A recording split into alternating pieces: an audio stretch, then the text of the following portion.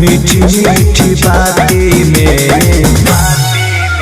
एगो लइका से फंस गइली राती में जवन आइल रहे बाराती में।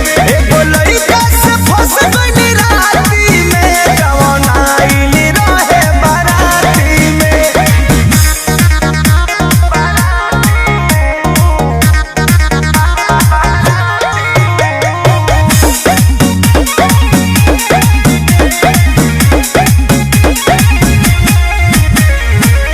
आके हमरे भीरी करे लागल मजाक हो, हंसते हंसत सखी मार दिहल साख हो।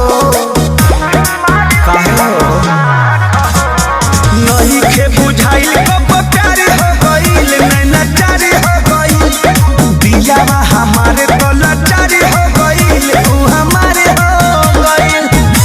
कैलस बड़ाई हमार साथी संघाती में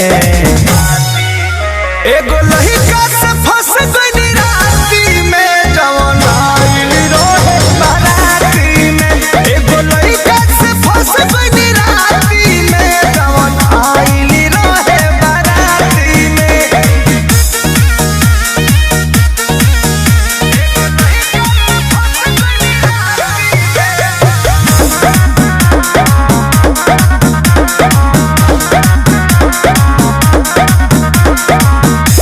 नंबर कमहवलस जाऊ बइन जाए महल पर, फेंके लागल फूल सखी ऊ हमारा गाल पर।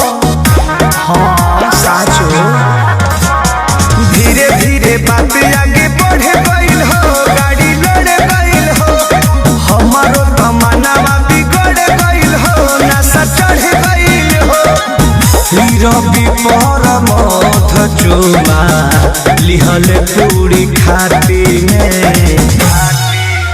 एगो लइका से फंस गइली राती में जवन आइल रहे बाराती में। एगो लइका से फंस गइली राती में जवन आइल रहे बाराती में। साचो में करिया रहे।